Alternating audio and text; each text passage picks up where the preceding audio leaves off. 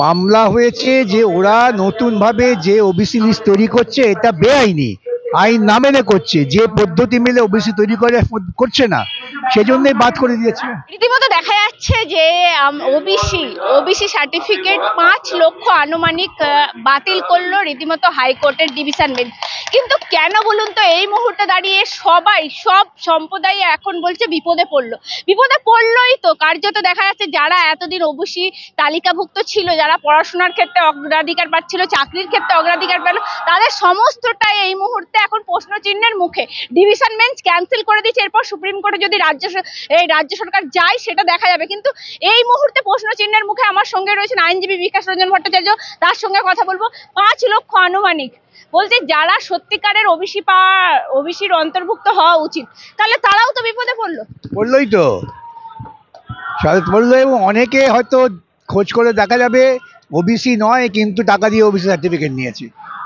এই দলটাই তো এত দুর্নীতিবাজ দল, ওরা কোনো কাজ সঠিকভাবে আইনসম্মতভাবে করতে পারে না।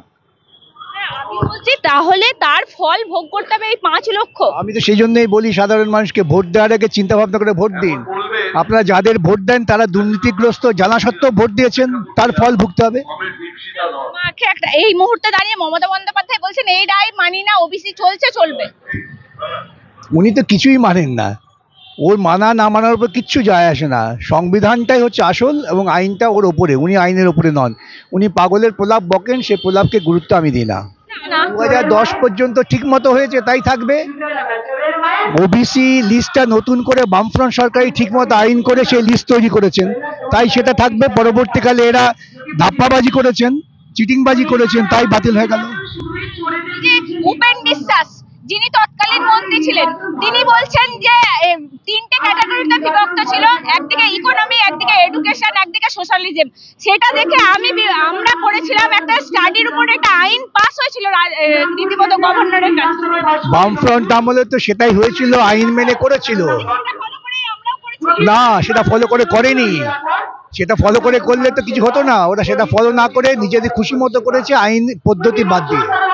প্রত্যেকেই বিপদে পড়বে, এ নিয়ে কোনো আশঙ্কার কিছু নেই। যদি তৃণমূল সৎভাবে আবার করে, যে আইন ঠিক করে দিয়েছে সেভাবে করুন, তাদের মিটে গেল। করতে পারছেন না কেন? সবাই সংখ্যাগুরুর ব্যাপার না। ওবিসি মানে হচ্ছে ব্যাকওয়ার্ড ক্লাস, তার সঙ্গে ধর্মের কোনো সম্পর্ক নেই। বামফ্রন্ট এইটাই করেছিল যে ধর্ম নয়, ব্যাকওয়ার্ড ক্লাস হিসেবে যারা পরিচিত তাদের সকলকেই দেওয়া হবে।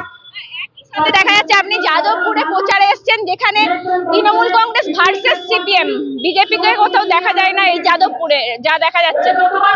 সায়নী ঘোষকে প্রার্থী করেছে, ও চকচকে মুখ দেখে ভোট দেবে এই জন্য।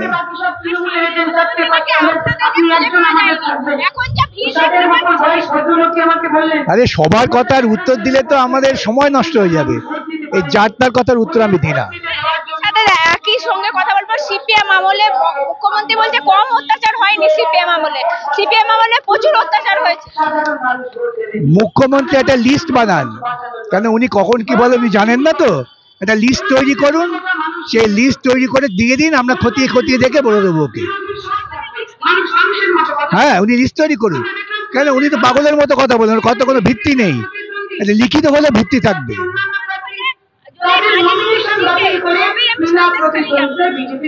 এটা থেকে বোঝা যাচ্ছে যে উনি মুখ্যমন্ত্রী নন, উনি মূর্খমন্ত্রী।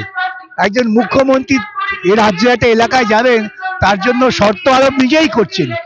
নিজেই যদি শর্ত আরোপ করেন তাহলে বোঝা যাচ্ছে যে উনি আর রাজ্যের মুখ্যমন্ত্রী নন, উনি গুন্ডাদের মন্ত্রী।